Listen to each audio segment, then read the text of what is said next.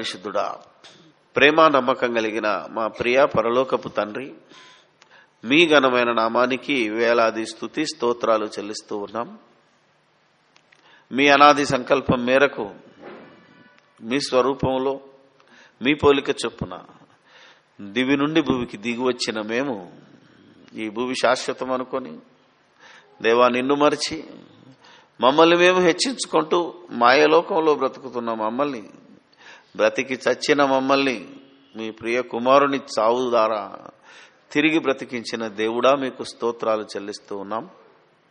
దయగల మా తండ్రి, మొదటి పునరుత్థానం చెందిన మేము నిత్య జీవానికి వారసులగుటకే మా యొక్క ఈ పునరుత్థానాన్ని ఉపయోగించుకునే భాగ్యము మాకు అనుగ్రహించమని, నిత్యము హేయమగుటానికి నిందల పాలగుటానికి దేవా మేము లేవకుండా, మా బ్రతుకులు బ్రతకకుండా ఆకాశబుద్ధలి జ్యోతుల వలె నక్షత్రముల వలె అనేకులకు ఈ క్రీస్తు సంఘములో రాజ్యములో వెలుగును చూపించే వారమై ఉండగలుగునట్లు నీ కృపలో మమ్మల్ని భద్రపరచుమని, దేవా నీ ఆత్మచేత ముద్రించి నీ వాక్యపు వెలుగులో నడిపించుమని, దయగల మా తండ్రి, ఈ లోక మర్యాదను అనుసరింపక ఉత్తమమును అనుకూలమునైన సజీవ యాగముగా మా శరీరములను మీకు సమర్పించు వారమై ఉండగలిగే భాగ్యమే అనుక్షణము అనుదినము మాకు, మా కుటుంబ సభ్యులకు, దేవా మా సంఘ సభ్యులకు,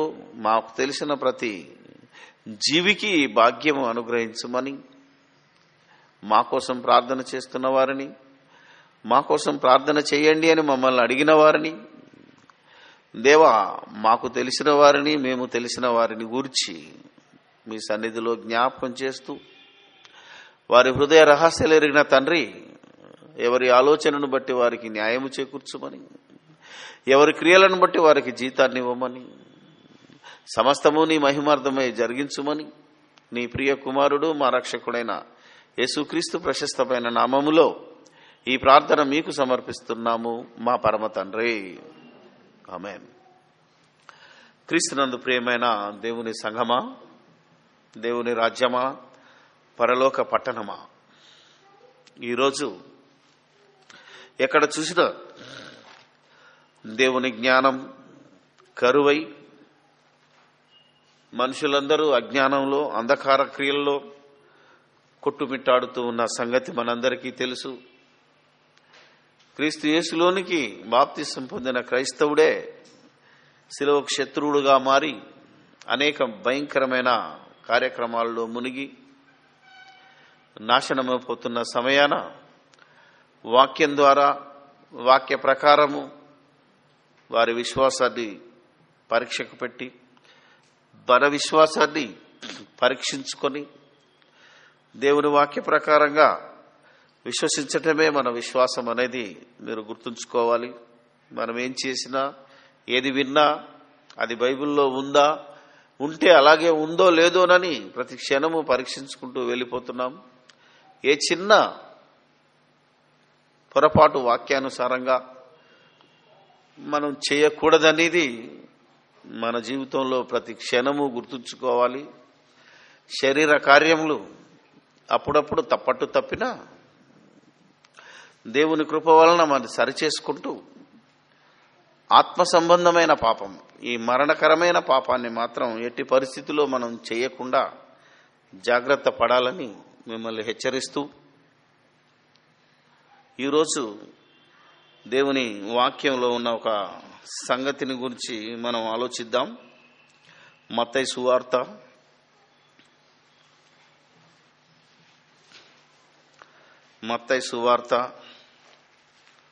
2వ అధ్యాయము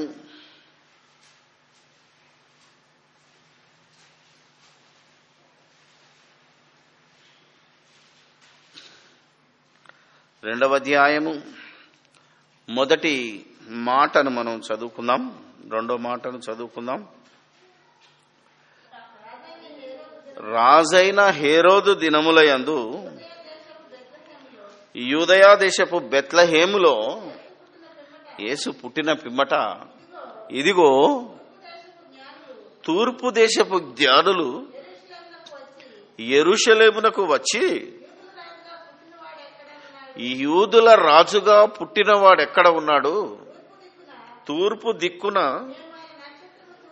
మేము ఆయన నక్షత్రమును చూచి ఆయనను పూజింపవచ్చితిమని చెప్పిరి. ఆ తర్వాత 9వ వచనం, వారు రాజు మాట విని బయలుదేరిపోవచ్చుండగా ఇదిగో తూర్పు దేశమున వారు చూసిన నక్షత్రము ఆ శిశువు ఉండిన చోటు మీదుగా వచ్చి నిలుచు వరకు వారికి ముందుగా నడిచెను. వారు ఆ నక్షత్రమును చూచి అత్యానంద భరితులై ఇంటిలోనికి వచ్చి తల్లి అయిన మరియను ఆ శిశువును చూచి సాగిలపడి ఆయనను పూజించి తమ పెట్టెలు విప్పి బంగారమును సాంబ్రాణిని బోలమును కానుకలుగా ఆయనకు సమర్పించిరి. తర్వాత హేరోదు వద్దకు వెళ్ళవద్దని స్వప్నమందు దేవుని చేత బోధింపబడిన వారై వారు మరి ఒక మార్గమున తమ దేశమునకు తిరిగి వెళ్ళిరి. ఇది తూర్పు దేశపు జ్ఞానులను గురించిన ఒక ఆశ్చర్యకరమైన అద్భుతమైన సంగతి. ఈ మాటను ఆధారంగా చేసుకొని లేదా ఈ సందర్భాన్ని ఆధారంగా చేసుకొని నేటి అనేక మంది క్రైస్తవులు యేసుక్రీస్తును పూజిస్తూ, యేసుక్రీస్తును ఆరాధిస్తూ, యేసుక్రీస్తును మొక్కుతూ ఉన్నారు. ఎందుకయ్యా? యేసే కదా దేవుడు, ఆత్మ గనక ఆయనను ఆరాధించువారు ఆత్మతోనూ సత్యముతోనూ ఆరాధింపవాలనని యేసు బోధిస్తే, ఆ తర్వాత అపోస్తలుడైన పౌలు ఫిలిప్పీలకు రాసిన పత్రిక, అది క్రీస్తు బోధ, సిలువ వేయబడిన క్రీస్తు బోధలో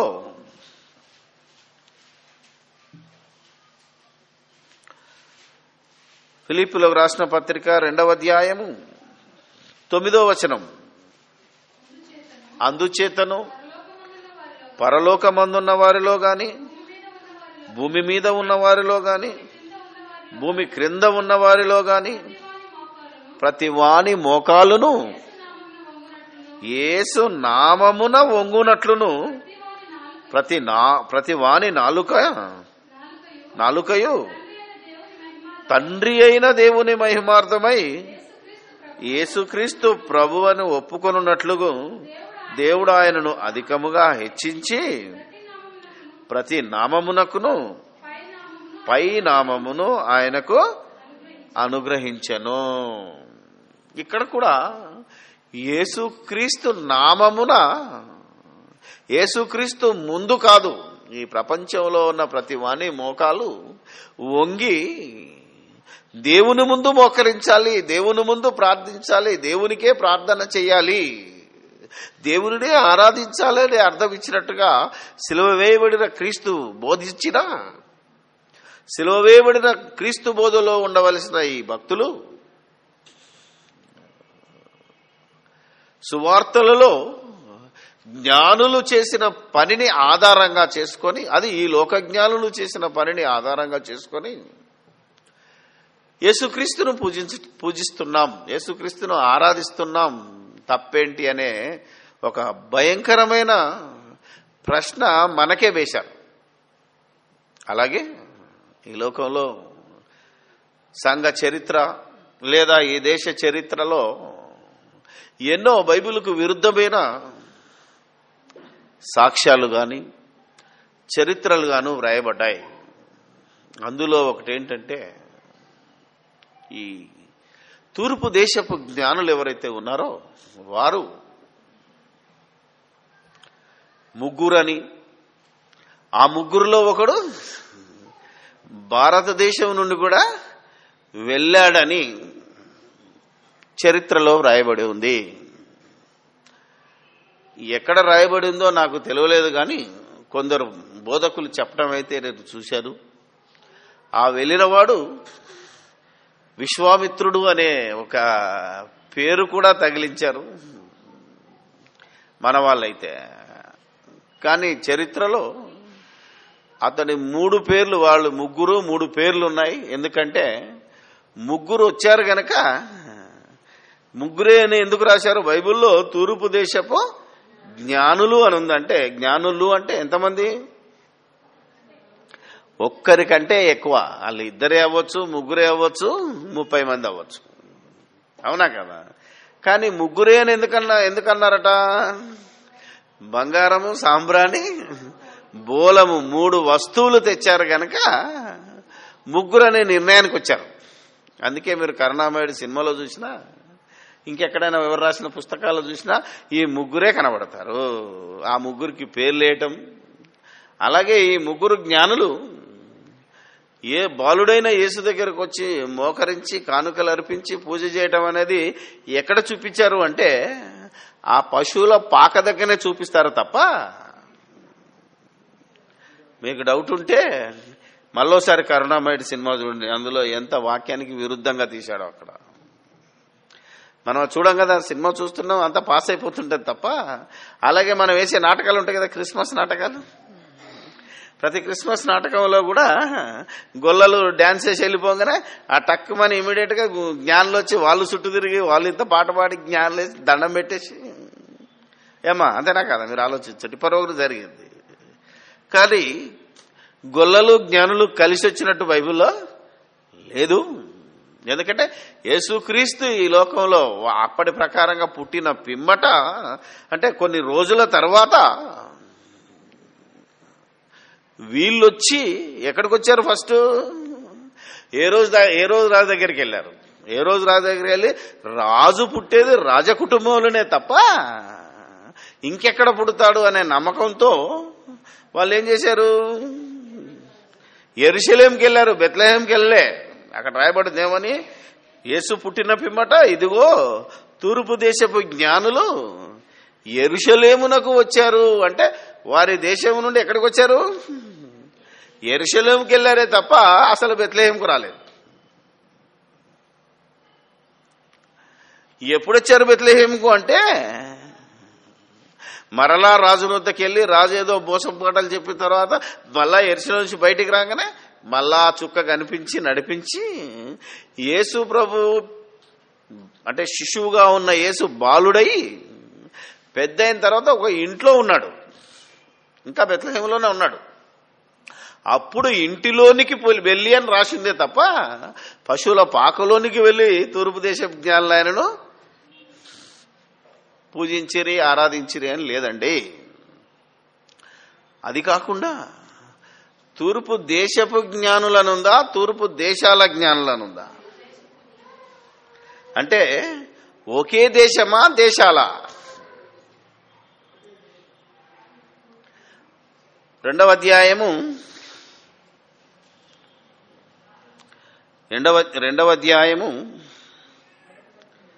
12వ వచనం మరోసారి చదివితే, 12ఏనా? ఏ రోజు నొద్దకు వెళ్ళవద్దని స్వప్నమందు దేవుని చేత బోధింపబడిన వారై వారు మరి ఒక మార్గమున తమ దేశమునకు వెళ్ళిరా, తిరిగి వెళ్ళిరా, తమ తమ దేశాలకు తిరిగి వెళ్ళిరా. ఇంత చక్కగా ఉందండి. కానీ బైబిల్ పండితులు అన్నవాళ్ళు, చరిత్రకారులు అనేవాళ్ళు ఎంత అజ్ఞానముగా తమ జ్ఞానాన్ని బయట పెట్టారు. ఈరోజు భక్తులు అనేవాళ్ళు పరిశుద్ధాత్మ ప్రేరణతోటి అగ్ని బాప్తిసం పొందుతున్నాం, అగ్ని దిగిరా దిగిరా అని అరుస్తూ మాయ చేసి మనుషులను బానిసలుగా వాడుకుంటున్న ఈ దుర్మార్గులకు కూడా ఈ వాక్యం ఎలా చదవాలో తెలియటం లేదంటే ఆశ్చర్యపోతున్నాను. అలాగే మేమే జ్ఞానులమని ఈ తరంలో మరొక అజ్ఞాని బయలుదేరాడు.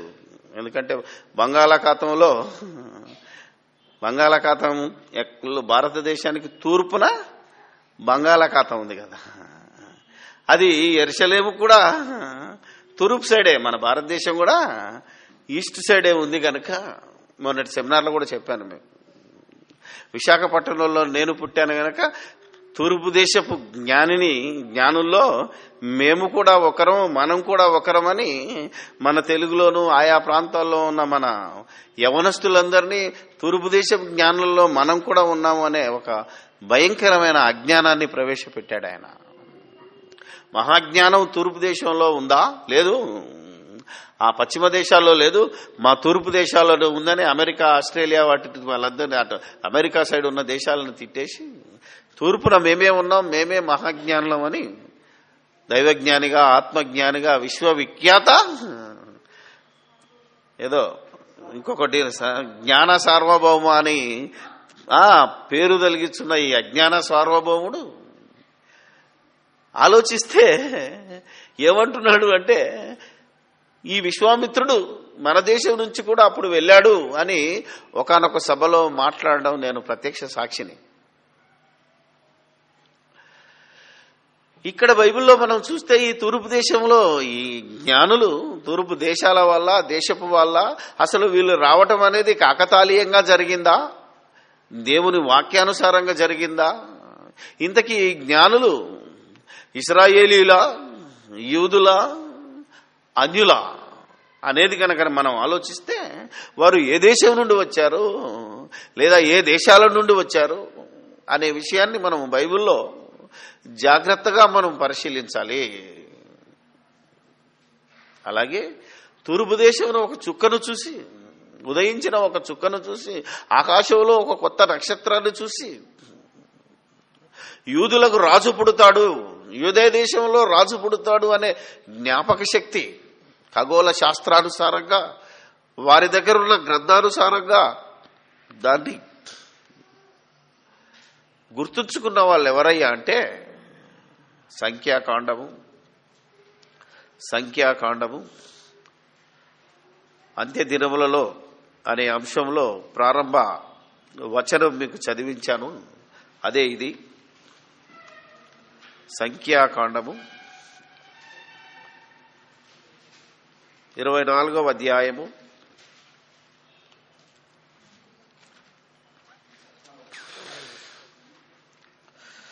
చాలా జాగ్రత్తగా మనం చదివితే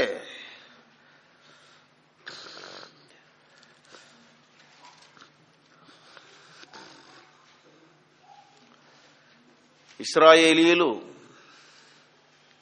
మోయాబు మైదానంలో దిగినప్పుడు మోయాబు రాజైన బాలాకు, ఇశ్రాయేలీయుల ప్రవక్త అయిన బాలాకు ఆశ చూపించి, ధనము, ఆస్తి, సంపాదన అనే ఆశ చూపించి ఇశ్రాయేలీయులకు వ్యతిరేకంగా శపించమని పిలుచుకొచ్చినప్పుడు బిలాము ధనానికి ఆశపడి ఇశ్రాయేలీయులకు వ్యతిరేకంగా ప్రవచించాలి, ఇశ్రాయేలులను శపించాలని ఆశతో బయలుదేరినప్పుడు దేవుడు గాడిద ద్వారా మాట్లాడించి దేవదూత ద్వారా మరి ఖడ్గము దూసి తన సొంత జ్ఞానాన్ని పలకకుండా నేనేది చెబితే అదే పలకాలి నువ్వు అని బిలాము చేత పలికించిన ఈ వాక్కును మనం ఆలోచిస్తే 16వ వచనం, దేవవాక్కులను వినిన వాని వార్త, మహోన్నతుని విద్య నెరిగిన వాని వార్త, అతడు పరవశుడై కన్నులు తెరిచిన వాడై సర్వశక్తుని దర్శనము పొందెను. ఆయనను చూచుచున్నాను గాని ప్రస్తుతం ఉన్నట్టు కాదు, ఆయనను చూచుచున్నాను గాని సమీపమునున్నట్టు కాదు. నక్షత్రము యాకోబులో ఉదయించును, రాజదండము ఇశ్రాయేలీల నుండి లేచును, అది మోయాబు ప్రాంతములను కొట్టును, కలహవీరులందరినీ నాశనము చేయును. ఏదోమును షెయీరును ఇశ్రాయేలును శత్రువును, ఇశ్రాయేలుకు శత్రువులు వారు స్వాధీనపరచబడుదురు. ఇశ్రాయేలు పరాక్రమమందును యాకోబు సంతానమున ఏలిక పుట్టను. ఇది మోయాబు ప్రాంతంలో బిలాము చేసిన ప్రవచనం. సో మోయాబీలకు గుర్తుండిపోయింది ఏమని, నక్షత్రము యాకోబు నుండి ఉదయిస్తుంది, ఇశ్రాయేలు సంతతిలో నుండే రాజు పుడతాడు అనే జ్ఞానాన్ని ఈ తూర్పు దేశపు జ్ఞానులు గుర్తుపెట్టుకున్నారు, తూర్పు దేశపు ప్రజలు గుర్తుపెట్టుకున్నారు. కానీ ఇశ్రాయేలీయులు మర్చిపోయారు, దుర్మార్గులు. వారి చేతిలో సంఖ్యాకాండం ఉంది, అవునా కదా? మీరు ఆలోచించాలి. వారి చేతిలో మీకా గ్రంథం ఉంది, వారి చేతిలో లేఖనాలు అన్నీ ఉన్నాయి.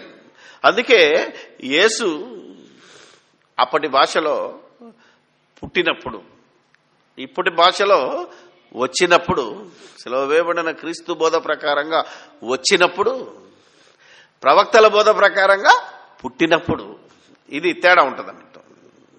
అంటే చిన్నపిల్లల భాష వేరు, పెద్దోళ్ళ భాష వేరు. మనమెవరము? క్రైస్తవులు ఎవరు అనుకుంటున్నారు? పెద్దోళ్ళు, వాళ్ళు బాలురు, మనము పరిపూర్ణం. మనకు జ్ఞానమంతా ఉంది, వారి దగ్గర జ్ఞానం లేదు. కాబట్టి ఈ యూదులు, ఈ జ్ఞానులు వచ్చినప్పుడే యూదులు ధర్మశాస్త్రాన్ని వెతికి యూదయ దేశము బెత్లెహేములో నుండే వస్తాడు అనే జ్ఞానాన్ని అప్పుడు చెప్పారు వాళ్ళు. ఇశ్రాయేలులకు గుర్తులేని ఈ మాటలు, ఇశ్రాయేలులు మర్చిపోయిన ఈ మాటలు మోయాబులో ఉన్నవారు గుర్తుపెట్టుకొని అందులో ఖగోళ జ్ఞానం తెలిసిన వారు ఈ జ్ఞానులు. అందుకే వారిని దేవుడు తూర్పు దేశపు జ్ఞానులు అన్నాడు. ఇంతకీ ఆ తూర్పున ఉన్న దేశం ఏంటిదో ఇక్కడే చెప్పాడు. ఏమనుంది అది? మోయాబు. ఒకవేళ మీరు బైబిల్లో ఇచ్చిన పటం ఉంటుంది, చూసాడా? ఒకసారి పటాన్ని తీస్తే ఆఖరి పేజీలో, ఆఖరి పేజీలో కనుక మీరు చూస్తే ఇశ్రాయేలీల గోత్రములను తెలుపు పాలస్తీనా పటం అని ఉంటుంది. 12 గోత్రాల పేర్లుండి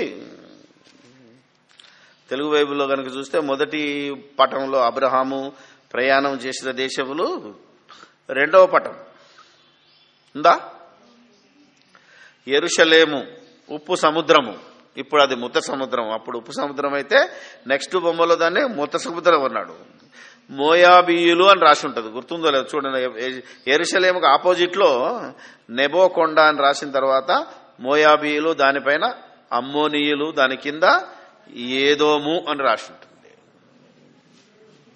కింద ఉప్పు సముద్రం కింద ఏదోము అని ఉంటుంది, దానికి కొంచెం రైట్ సైడ్ లో మోయాబీయులు అని రాసి ఉంటుంది.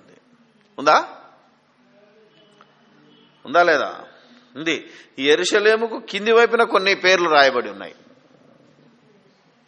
కనానీయులు, ఫిలిస్తీయుల కింద రామా, యెరూషలేము, బెత్లెహేము, తెకోవా, హెబ్రోను, దెబేరు, బెయేర్షెబా, రెహబోతు, ఇత్తీలు అని కింది భాగంలో ఉంటుంది. పటాన్ని బట్టి చూస్తే తూర్పున మోయాబు దేశం కనబడుతుంది యెరూషలేముకు, దక్షిణాన కొన్ని పట్టణాలు కనబడుతున్నాయి.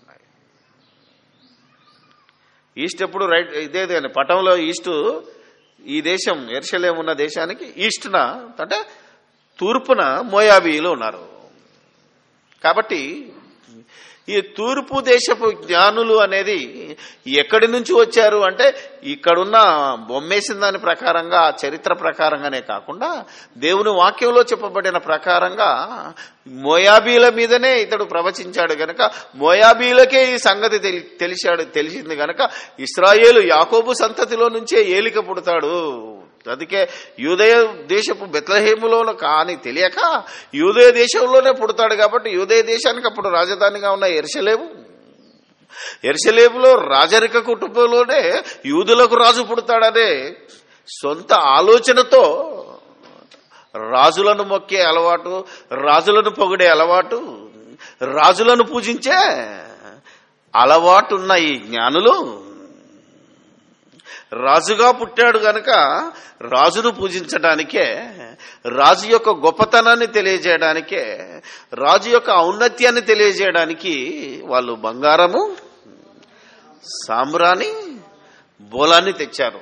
బంగారం అంటే అది పరిశుద్ధతకు గుర్తు, ఔన్నత్యానికి గుర్తు, రాజరికానికి గుర్తు, గొప్ప రాజరికానికి గుర్తు మొన్న చెప్పాను, ఒక దానియేలు బావని చెప్తాడు, నెబుకద్నెజరు కలలో తల ఎలాంటిదే, బంగారమును పోలి ఉన్నది అంటాడు. శిరస్సు బంగారం అనేది గ్రేట్నెస్ కి, గొప్పతనానికి సూచన గనుక, గొప్పవాడు గనుక ఈ గొప్పతనాన్ని తెచ్చారు.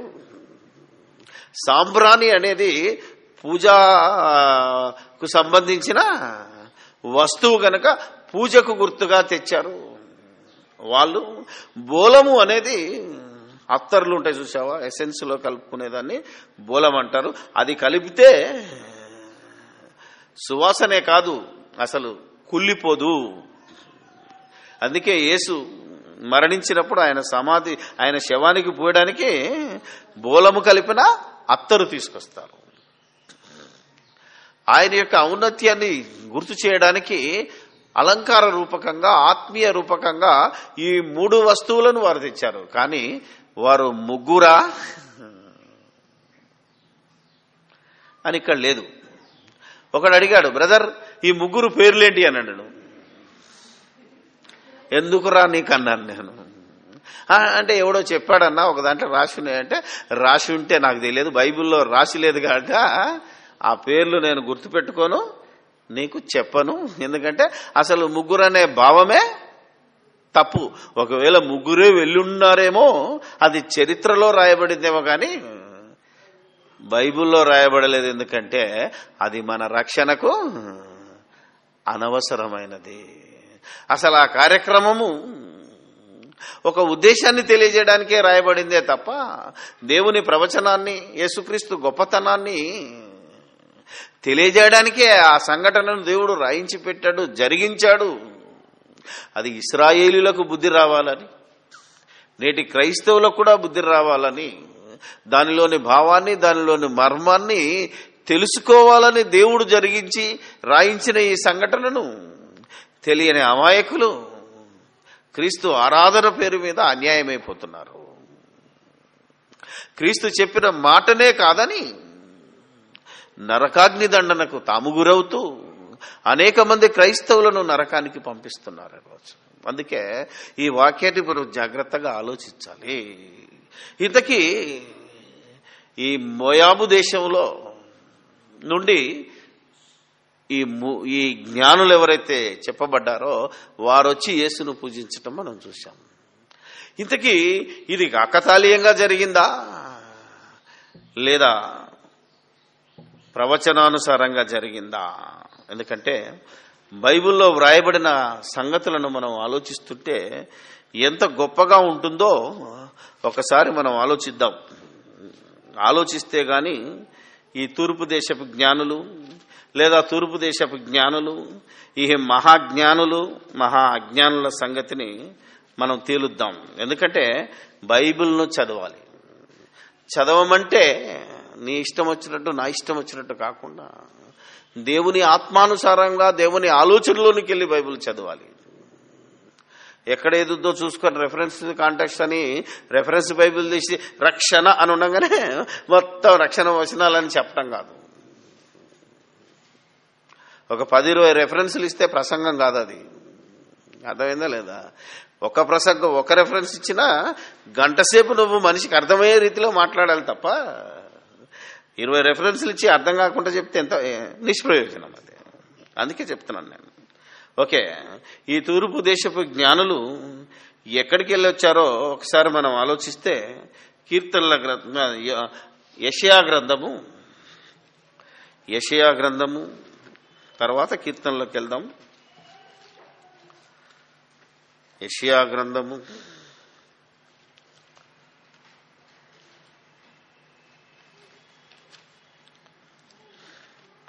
యెషయా గ్రంథము 60వ అధ్యాయం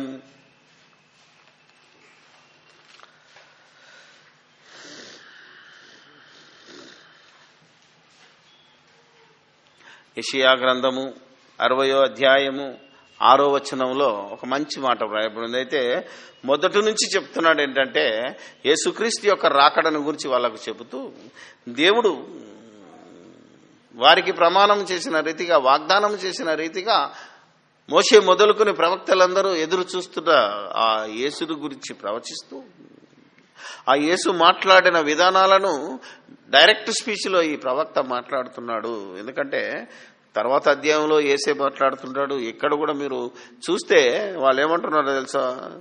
లెమ్ము తేజరిల్లుము, నీకు వెలుగు వచ్చి ఉన్నది. ఎవరికి? ఇశ్రాయేలులకు వెలుగు వచ్చి ఉన్నదంటే యేసుక్రీస్తు రాకడను గురించి చెప్తున్నాడు.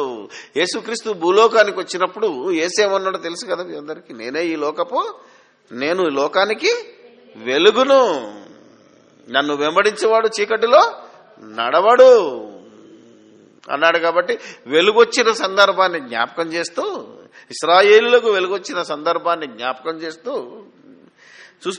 ప్రవచిస్తూ ఏమంటున్నాడు తెలుసా? 3 నుంచి చూస్తే మొత్తం చదివితే, జనములు నీ వెలుగునకు వచ్చెదరు, రాజులు నీ ఉదయకాంతికి వచ్చెదరు, కన్నులెత్తి చుట్టూ చూడుము, వీరందరూ కూడుకొని నీ యొద్దకు వచ్చుచున్నారు, నీ కుమారులు దూరం నుండి వచ్చుచున్నారు, నీ కుమార్తెలు చంకనెత్తబడి వచ్చుచున్నారు, నీవు చూచి ప్రకాశించుదువు, నీ గుండె కొట్టుకొనుచు ఉప్పొంగును, సముద్ర వ్యాపారము నీ వైపు త్రిప్పబడును, జనుల ఐశ్వర్యము కూడా నీ యొద్దకు వచ్చును అని ప్రవచనం చెప్పి ఈ కింద చెప్తున్నాడు. ఏమొచ్చును? ఒంటెల సమూహము, మిద్యాను ఎయిఫాల లేత ఒంటెలను నీ దేశము మీద వ్యాపించును, వారందరూ షేబ నుండి వచ్చెదరు, బంగారమును ధూపద్రవ్యమును తీసుకుని వచ్చెదరు, యెహోవా స్తోత్రములను ప్రకటించెదరు. ఎక్కడి నుంచి వస్తారు? ఇంతకీ షేబ నుంచే వస్తారు వాళ్ళు వచ్చే ప్రదేశం కూడా చెప్తున్నాడు. మరి నా అంత ఇంటర్నేషనల్ జ్ఞాని లేనన్న వాడికి ఈ యొక్క వచనం కనబడలేదా? 25 సంవత్సరాలు రీసెర్చ్ చేశానన్న ఈ క్రీస్తు సంఘంలోని ఘట సర్పానికి ఇవి కనబడుటలేదా? ఆలోచించాలి మనం. ఇంత చక్కగా వివరించి చెప్తున్నా మనల గురించి అతడేమంటున్నాడో తెలుసా మీకు? జనారణ్యంలో క్రూర మృగాన్ని. నేను అందుకే నేనేమంటానంటే, ఇప్పుడు క్రీస్తు సంఘంలో పెద్ద ఘట సర్పం అది. సంఘం పేరు చెప్పుకొని, జ్ఞానం పేరు చెప్పుకొని, జ్ఞానాన్ని నమ్ముకొని బ్రతుకుతున్న వారిని గురించి దేవుడు తప్పకుండా తీర్పు తీరుస్తాడు. మనం అనవలసిన పని లేదు. కానీ మనం మిమ్మల్ని జస్ట్ నేను ఎడ్యుకేట్ చేయడానికే చెప్తున్నాను తప్ప నాకు మరొక ఉద్దేశం లేదు. అందుకే ఎక్కడికైనా వెళ్ళండి అని చెప్తున్నాను నేను. అంతటికీ వెళ్ళండి, అంతటా వినండి. మీరు అది ఉన్నదో లేదో బైబిల్లో చూసుకోండి. మీ ఆత్మను మీరే రక్షించుకోండి. ఫలానా దగ్గరికి వెళ్ళొద్దని చెప్పడానికి నేనెవడు? అవునా కదా? నేను వద్దన్నాను అనుకో, మీరేం చెప్తారు? అక్కడికే పోదాం అనిపిస్తుంది. మన బాడీ ఎలాంటిది అనుకుంటున్నారో వద్దన్నదే కావాలంటది కనుక ఆలోచించాలి మనం. అందుకే ఎక్కడి నుంచి వస్తారు? షేబ నుండి వచ్చేదరు. ఎవరు వాళ్ళు? రాజులు, జనులు. ఎవరు వచ్చినట? ఒంటెల సమూహము, మిద్యాను ఎఫాయిల లేత ఒంటెలను నీ దేశము మీద వ్యాపించును, వారందరూ అన్నాడు. వారందరూ అంటే ఎందరు? ఒక సమూహం చెప్తుంది ఇక్కడ. నీకు ఆలోచిస్తే సమూహము ఒంటెల మీద వచ్చారట. యేసును పూజించటానికి ఎంతమంది వచ్చారు? 3 లెక్కలేదు అంతే. ఒంటెల సమూహం అంటే మీరు ఆలోచించాలి. ఆలోచిస్తే అర్థమవుతుంది. బైబిల్ స్టడీ, ఇంత జ్ఞానాన్ని కష్టపడి నేను మీకెందుకు ఇస్తున్నాను అంటే, నేను పొందిన మేలు మీరు పొందాలి అని. ఒకవేళ నేను ఇందులోంచి తప్పిపోయినా మీరు నాకంటే మంచి వాళ్ళ ఈ పరలోకాన్ని స్వతంత్రించుకోవాలనేది నా ఆశ. అదే అపోస్తలుడు కూడా చెప్పారు, మేము పడిపోయినా మీరు పడిపోకుండానట్లు అని ఉంటుంది బైబిల్లో. ఆలోచించాలి మనం. అందుకే ఎక్కడి నుంచి వచ్చారు అంటే షేబ అనే పేరు ఉంటుంది. ఈ షేబ దేనికి ఫేమసో కీర్తనల గ్రంథము 72వ అధ్యాయము 72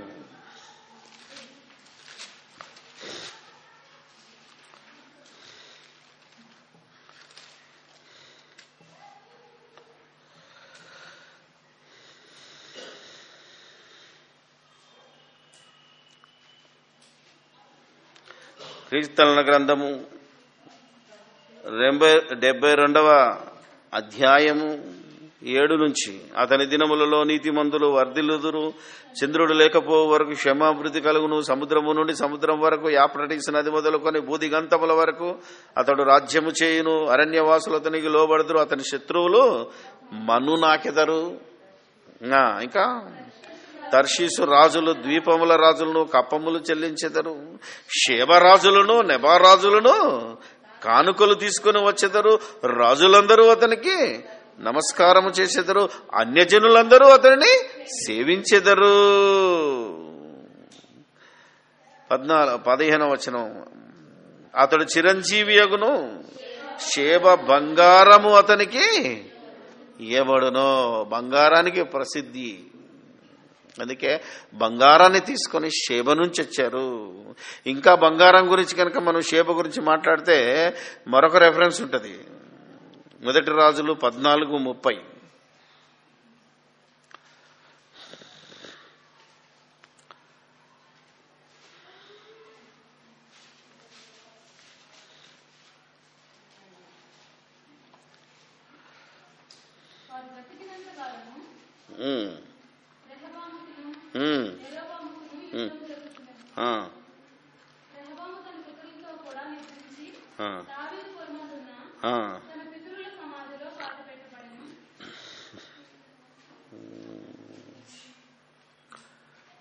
ఓకే, ఇర్మియా 6:20.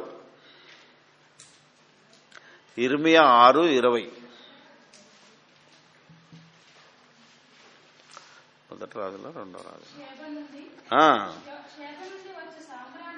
షేబ నుండి వచ్చు సాంబ్రాణి నాకేలా వచ్చు.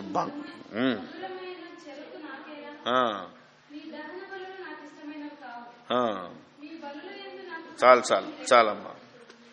షేబ యొక్క ప్రత్యేకతను కనుక, షేబ అనేది ఒక పట్టణము, అది దావీదు కాలంలో కంటే ముందుకెళ్తే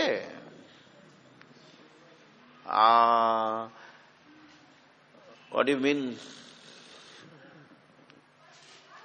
దావీదు కాలంలోనికి వెళ్తే, దావీదు అతని కుమారుడైన సొలొమోను కాలానికి వెళ్తే అది షేబ దేశముగా కూడా పిలువబడ్డది. అది అబ్రహాము కుమారుడైన ఇస్సాకు కాలంలో దాని పేరు బెయేర్షెబా అని కూడా పిలువబడింది. బెయేర్షెబానే కాలక్రమాన షేబగా మారింది. ఈ షేబ దేశమని కూడా పిలువబడింది. ఇది యెరూషలేమునకు దక్షిణముగా ఉంది అని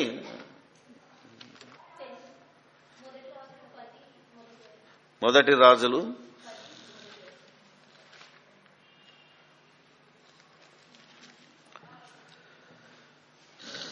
10 అంటే షేబదేశపు రాణి. నేను మళ్ళీ మత్తయి సువార్తలో కూడా తీసుకెళ్తాను. ఓకే, షేబదేశపు రాణి యెహోవా నామమును గూర్చియు సొలొమోను కీర్తిని గూర్చి విని ఆయనకు బహుమానాలు తెచ్చారని షేబ దేశంగా పిలువబడ్డ సంగతి చెప్పాను. అలాగే అన్ని తీసుకొని వచ్చింది ఆమె కూడా, యెరూషలేమునకు వచ్చింది. 2వ సమూయేలు 24వ అధ్యాయం 18వ వచనాన్ని చూస్తే, సమూయేలు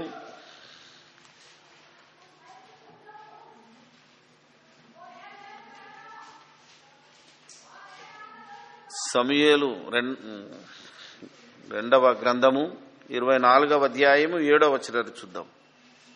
అక్కడి నుండి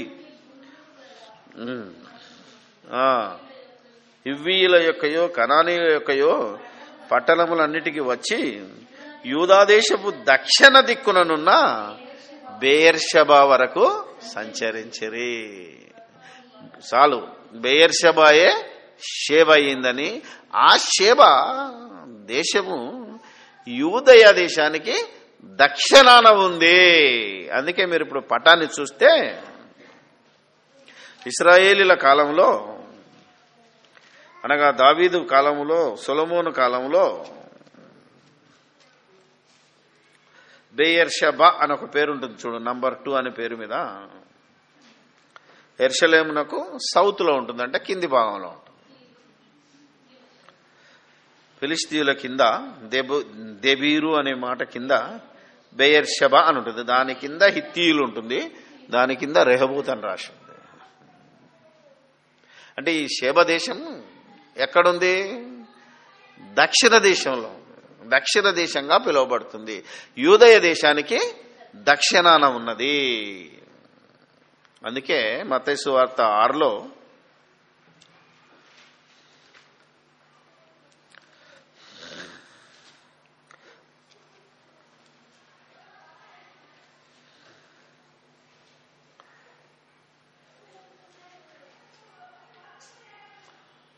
సొలొమోను జ్ఞానం,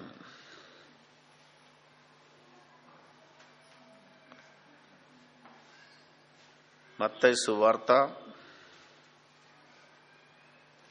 12వ అధ్యాయం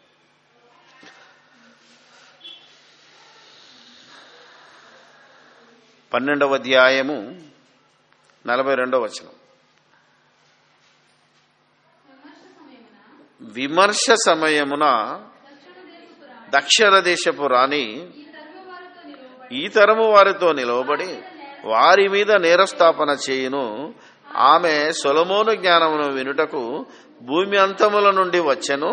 ఇదిగో సొలొమోను కంటే గొప్పవాడు ఇక్కడనున్నాడు అనే మాట కూడా రాయబడింది. దీన్ని అన్నింటిని బట్టి చూస్తే ఒరిజినల్ గా దక్షిణాన ఉంది. మరి దక్షిణాన ఉన్న ఇక్కడ నుంచి బయలుదేరిన ఈ జ్ఞానులు తూర్పు దేశపు జ్ఞానులు ఎలా అవుతారు? అందుకే ఈ పండితులు మరి కొట్టుకొని తూర్పు దేశం కాదు, ఇది తూర్పు దేశాలు అనే కలిపారేమో అని నాకు డౌట్ వచ్చింది. కానీ వీరు దక్షిణాన ఉన్న ఈ జ్ఞానులు బెత్లెహేముకు, యెరూషలేముకు వచ్చి ఏమంటున్నారు అంటే, తూర్పున మేము ఆయన నక్షత్రమును చూచితిమి అన్నారు. తెలుసా మీకు? ఎక్కడ నక్షత్రం ఉదయించింది? ఆలోచిస్తే వీళ్ళు దక్షిణాన ఉన్నారు కాబట్టి నక్షత్రాన్ని ఎక్కడ చూశారు? తూర్పున చూశారు. యెరూషలేమునకు తూర్పున అంటే మోయాబు ప్రాంతంలో. ఎందుకు? నక్షత్రము ఉదయిస్తుంది. ఆ ఉదయించిన నక్షత్రము మోయాబులో కూడా కనిపించింది అంటే పక్కనున్న దేశమే కాబట్టి కిందున్న వాళ్ళకు అది యెరూషలేమునకు తూర్పుగా కనబడింది. ఇంతకీ దావీదు కాలంలోది దక్షిణ దేశం, కానీ క్రీస్తు వచ్చేటప్పటికీ అది మోయాబులో కలిసిపోయింది. ఎందుకంటే వారు షేబ నుండి వచ్చేదరు అనే ప్రవచనం నెరవేరాలి. మరి తూర్పు దేశపు జ్ఞానులు వచ్చారు అని ఇది నెరవేరాలి అంటే ఈ షేబ, ఈ బెయేర్షెబ మోయాబులోనికి వెళ్ళిపోయింది. కాబట్టి దేశము షేబ దక్షిణాన ఉన్నా అది తూర్పు దేశంలో ఒక భాగమే కనుక దేవుడు తూర్పు దేశపు జ్ఞానులు అన్నాడు. ఇప్పుడు చెప్పండి ఎలా ఉంటుందా? ఎంత జ్ఞానము నువ్వు ఆలోచించాలి. ఎందుకంటే వారు షేబ నుండి వస్తారన్నాడు కాబట్టి షేబ ప్రవచనం. వారు బంగారము, సాంబ్రాణి, ధూపద్రవ్యాలంటే బోలము, వీటన్నింటినీ తీసుకొని వస్తారు, ఆయనకు నమస్కరిస్తారు. ఎందుకంటే వారు అన్యులు, అంటే మోయాబీయులు. బెయేర్షెబ కూడా అన్య దేశమే. సొలొమోను దగ్గరకు వచ్చిన ఆ రాణి కూడా అన్యురాలే. వాళ్ళంతా ప్రసిద్ధి చెందిన వారు గనక యేసు పుట్టినప్పటికీ ఈ మత్తయి ఇదిగో తూర్పు దేశపు జ్ఞానంలోని ఖచ్చితంగా చెప్పారు గనక తూర్పున ఉన్నది ఒకే దేశం, దేశాలు కాదు. మరి యెరూషలేమునకు తూర్పున ఏ దేశం ఉంది? మోయాబే ఉంది. కాబట్టి మోయాబులో అప్పటికి షేబ భాగంగా కలిసిపోయి ఉండాలి. అందుకే వీరు కిందున్నా తూర్పు అంటే మోయాబులోనే వారు నక్షత్రాన్ని చూసి తూర్పు దేశమైన మోయాబులో నుంచి యెరూషలేముకు ప్రయాణం చేశారు. అది తూర్పు దేశపు జ్ఞానుల హిస్టరీ. ఇప్పుడు చెప్పండి, మరలా వారు పూజించిన తర్వాత వారు తమ దేశానికే వెళ్ళిపోయారు తప్ప పోనీ దేశాలకు కొని ఉంటేనేనా? మోయాబు దాటి ఇంకో దేశం దాటి అప్పటికి భారతదేశం ఉండి ఉంటుంది. భారతదేశానికి వచ్చిందంటే బాగుంటుంది. కానీ దేశాలకు అనలేదు, దేశమునకు, తమ దేశమునకు అన్నాడు కాబట్టి అప్పటికి యేసు పుట్టేటప్పటికి మన భాషలో, ఆనాటి మానవ భాషలో యేసు పుట్టేటప్పటికి యెరూషలేము యూదయ దేశానికి తూర్పున ఒకే ఒక దేశం ఉంది, అది మోయాబు దేశము. ఆ మోయాబీయులకే ఈ ప్రవచనం తెలుసు. ఆ మోయాబులో ఉన్న షేబ నుండే వారు బంగారు సాంబ్రాన్ని మూలము తీసుకొస్తారు, నమస్కారము చేస్తారు, పూజ చేస్తారు. వారు రాజులు, wise men, they may be Kings అంటాడు ఒకడు. వారు తెలివైన వారు గనక, కాకపోతే లోకజ్ఞానులు వారు, బైబిల్ జ్ఞానులు గారు, లోకజ్ఞానులు యేసును పూజించున్నారు. అందుకే ఇప్పటికీ అడ్డులు ఏమంటారంటే, మాకో దేవుడు ఉన్నట్టు యేసు ప్రభు కూడా మీకో దేవుడు, మా స్వామికి దండం పెట్టినట్టు మేము యేసు ప్రభు కూడా దండం పెడతామని అంటున్నారు. వాళ్ళకు దండం పెట్టే అలవాటు ఉంది, రాజులకు మొక్కే అలవాటు ఉంది, గొప్పోళ్ళకు మొక్కే అలవాటు ఉంది. గొప్పోళ్ళకేంది, పెద్దలకు కూడా ప్రతిసారి కలిసినప్పుడల్లా కాళ్ళు మొక్కే అలవాటు ఉంది. ఒక దగ్గర పెళ్లి చేయాలి, క్రైస్తవుల అమ్మాయి అన్యుల అబ్బాయి అనుకో, ఏం చేయాలి మరి? బిడ్డనిచ్చినప్పుడు ఈ క్రైస్తవులు ఏం చేయాలి?